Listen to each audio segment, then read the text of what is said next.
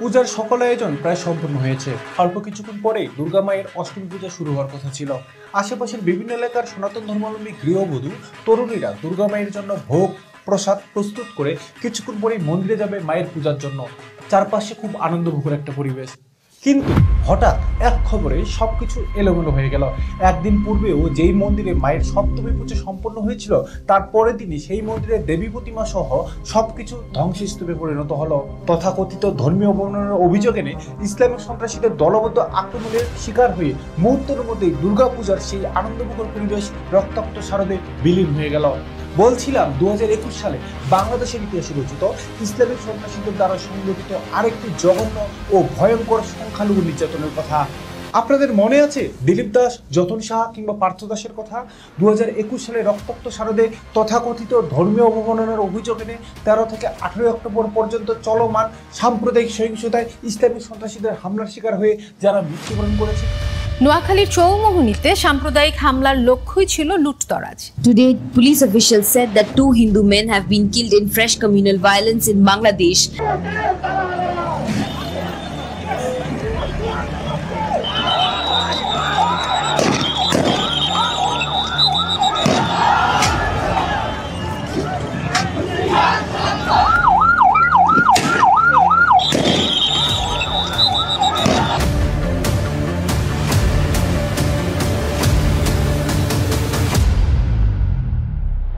পর্যায়ে যখন তারা গেট ভেঙে মন্দিরে ঢুকতে চায়, তখন আমার বাবা পকেট গেটটা যেন খুলতে না পারে, সে অপোজিট সাইড থেকে বাধা দেওয়ার ট্রাই করে। ঠিক তখনই নাকি যে ইট মারা হয়েছিল, ইট পাটকেল মারা হয়েছিল, তার কারণে ওনার মাথা ফেটে গেছে। তো মাথার এই আমার বাবা আঘাত পেয়েছে এখানে, আর সেটা শার্প আঘাত, কোনো থেতলে যাওয়া না। কেউ কাউকে যদি পাথর মারে থেতলে যায়, বা ইট মারে থেতলে যায়, এটা থেতলে যাওয়া না, তাকে কাছে থেকে আঘাত করা হয়েছে কোন ধারালো কিছু দিয়ে, হয়তোবা টাইলস, হয়তোবা ধারালো কিছু দিয়ে তাকে আঘাত করা হয়েছে, যার কারণে তার স্কাল্প ফেটে নার্ভ ছিঁড়ে গেছে। রক্তাক্ত শারদ 2021 বাংলাদেশের ইতিহাসে সংখ্যালঘু ও হিন্দু নির্যাতনের দৃষ্টান্ত। আপনাদের কি মনে আছে 2021 সালে সেই রক্তাক্ত শারদের কথা? আপনারা কি জানেন যে সেই বছর দুর্গাপূজার সময় দেশের সংখ্যালঘু ও হিন্দু ধর্মাবলম্বীদের উপর ধর্মীয় অবমাননার অভিযোগ এনে সারা দেশে ইসলামিক সন্ত্রাসীরা কতটা ভয়ানকভাবে হামলা চালিয়েছিল? কখনো কি ভেবেছেন কি হয়েছিল 13 অক্টোবর 2021 ও তার পরবর্তী সময়গুলোতে? কি কারণে সনাতন ধর্মাবলম্বীদের সবচেয়ে বড় দুর্গাপূজার সময় ইসলামিক সন্ত্রাসীদের আক্রমণের শিকার হয়ে নিঃস্ব হয়ে গিয়েছিল অসংখ্য হিন্দু পরিবার? শুভ সন্ধ্যা বন্ধুরা, আমি বকুল চন্দ্র বর্মন ভয়েস অফ মাইনরিটিসের পক্ষ থেকে আপনাদের সবাইকে আমাদের আজকের এই রিপোর্টে শুভেচ্ছা জানাচ্ছি। আজকের এই রিপোর্টের মাধ্যমে আমি তুলে ধরার চেষ্টা করব রক্তাক্ত শারদ 2021-এ কি হয়েছিল সারা বাংলাদেশে, বা যে সকল ইসলামিক সন্ত্রাসী গোষ্ঠী এই হামলাগুলোর পিছনে দায়ী ছিল তারা আসলে কারা, এবং এই ঘটনায় দায়ের করা 52টি মামলার সর্বশেষ কি অবস্থা। আসলে কি সেই সময় সহিংসতায় ক্ষতিগ্রস্ত সংখ্যালঘুরা তাদের সাথে সংগঠিত সকল অন্যায়ের ন্যায্য বিচার পেয়েছিল? ঘটনাটি মূলত শুরু হয়েছিল কুমিল্লার একটি মন্দিরকে কেন্দ্র করে। 2021 সালের 13 অক্টোবর রোজ বুধবারে, যেদিন হিন্দুদের দুর্গাপূজার অষ্টমী তিথি চলছিল, সেদিন কুমিল্লা জেলা শহরের নানুয়ারদিঘির উত্তরপাড় পূজা মণ্ডপে সকালবেলা হনুমান মূর্তির উরুর উপর কুরআন লেখার একটি ছবি ও তথ্য সামাজিক মাধ্যমে ছড়িয়ে পড়ে। এই ঘটনাকে কেন্দ্র করে মুহূর্তের মধ্যে কোনো কিছু তদন্ত না করে ইসলামিক সন্ত্রাসীরা ধর্মীয় অবমাননার অভিযোগ এনে উক্ত পূজা মণ্ডপে হামলা করে মন্দিরের ভিতরে থাকা প্রতিমা ও পূজা মণ্ডপ ভাঙচুর সহ মন্দিরের সাথে সংশ্লিষ্ট সকলের উপর অমানসিকভাবে হামলা চালায়। এরপর শুরু হয় আরো ভয়ঙ্কর তাণ্ডবলীলা। কুমিল্লার এই ঘটনাটিকে কেন্দ্র করে 13 অক্টোবর থেকে 18 অক্টোবর পর্যন্ত সারা দেশে সাম্প্রদায়িক হামলা চালায় সন্ত্রাসীরা। মুহূর্তের মধ্যেই হিন্দু ধর্মাবলম্বীদের সবচেয়ে বড় দুর্গাপূজার আনন্দ রক্তাক্ত শারদে বিলীন হয়ে যায়। আপনারা হয়তো জানেন, তবুও আপনাদের জন্য আমি কিছু হামলার তথ্য ও চিত্র আপনাদের সামনে উপস্থাপন করছি। 13 অক্টোবর 2021-এ কুমিল্লা জেলার একটি 100 বছরের পুরাতন মন্দির, যেটা চান্দমণি কালী মন্দির নামে পরিচিত, এবং সেখানে আরেকটি মন্দির রয়েছে রাজরাজেশ্বরী কালী মন্দির।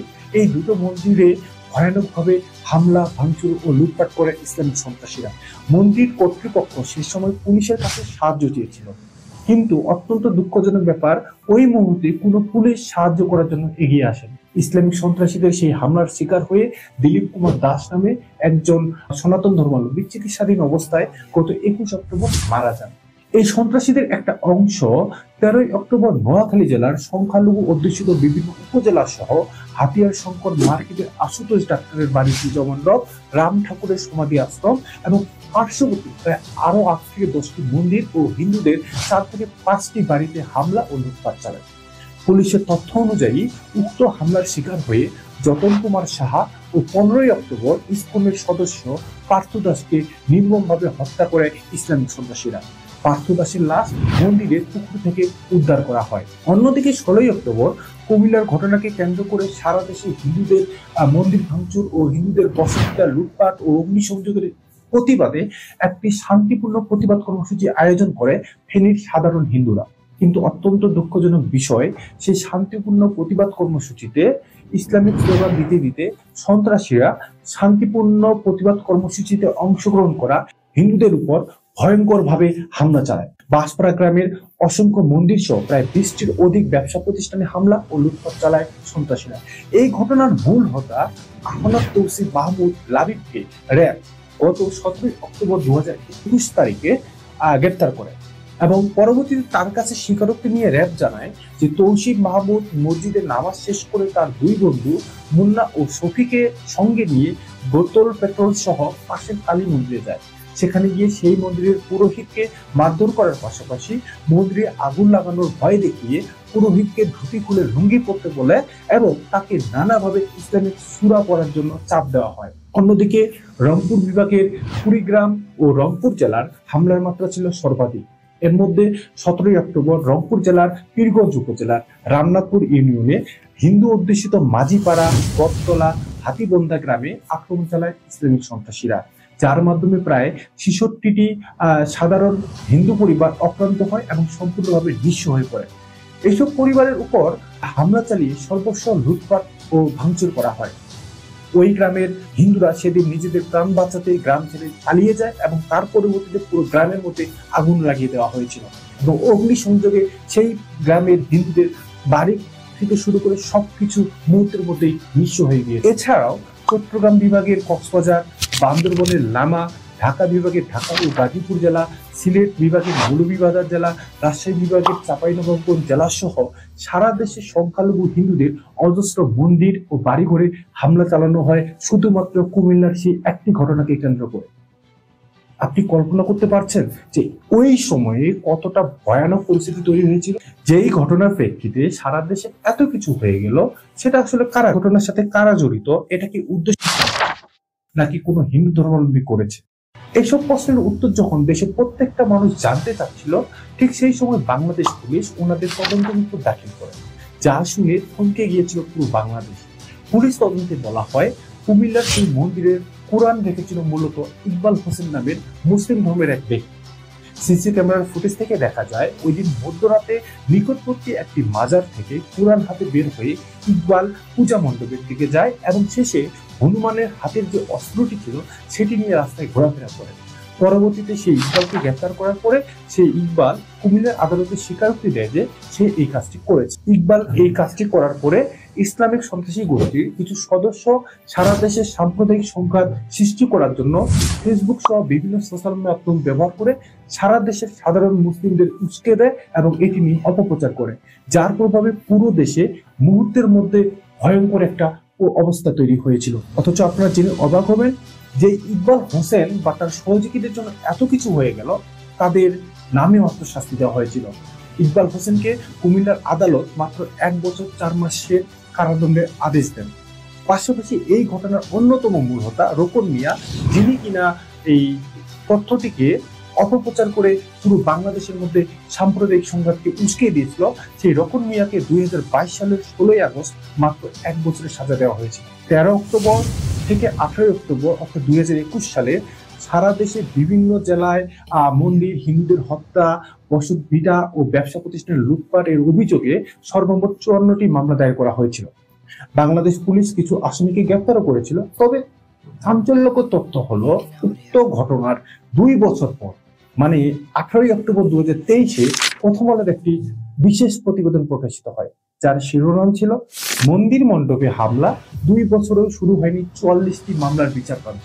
অর্থাৎ আমি একটু আগে যে বললাম যে 2021 সালের রক্তাক্ত শারদের ইসলামিক সন্ত্রাসীদের বিরুদ্ধে 54টি মামলা হয়েছে, তার মধ্যে 44টি মামলার কোনো বিচার কার্য শুরু হয়নি। আপনি চিন্তা করতে পারতেছেন যে বাংলাদেশের আইন ব্যবস্থা, বাংলাদেশের সরকার তারা কতটা এ ব্যাপারে উদাসীন ছিল।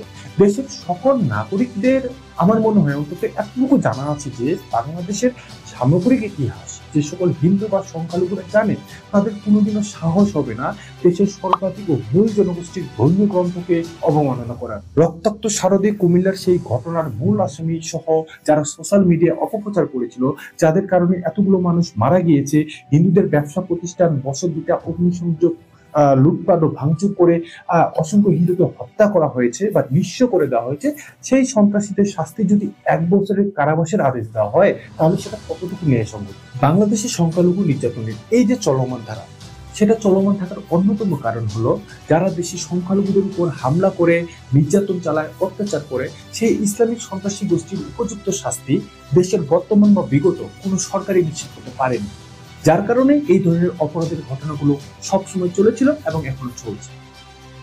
আচ্ছা, বাংলাদেশ কি পারবে এই উগ্র জনগোষ্ঠীর ইসলামিক সন্ত্রাসীদের দমন করে দেশের সংখ্যালঘুদের সাথে সংঘটিত সকল অত্যাচার ও নির্যাতনের ন্যায্য বিচার নিশ্চিত করতে, তাদের নিরাপত্তা সহ মৌলিক অধিকার বাস্তবায়ন করতে? এই প্রশ্নটি এখন সবার। এতক্ষণ আমাদের সাথে থাকার জন্য আপনাদের সবাইকে ধন্যবাদ।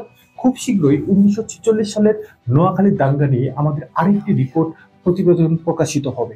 সেই রিপোর্টে আমরা সেই দাঙ্গার ভয়াবহতা বা কিভাবে হিন্দুদের গণহত্যা করা হয়েছিল, কিভাবে হিন্দুদের ধর্মান্তরিত করা হয়েছিল, সেসব বিষয়ে বিভিন্ন তথ্য আপনাদের সামনে উপস্থাপন করব। আপনারা সবাই ভালো থাকবেন, সুস্থ থাকবেন। আমাদের ভয়েস অফ মাইনরিটি চ্যানেলের রিপোর্টগুলো আপনাদের যদি ভালো লেগে থাকে তাহলে অবশ্যই লাইক, কমেন্ট এবং শেয়ারের মাধ্যমে আমাদের পাশে থাকার জন্য বিনীতভাবে আহ্বান জানাচ্ছি। সবাইকে আবারও ধন্যবাদ। নমস্কার।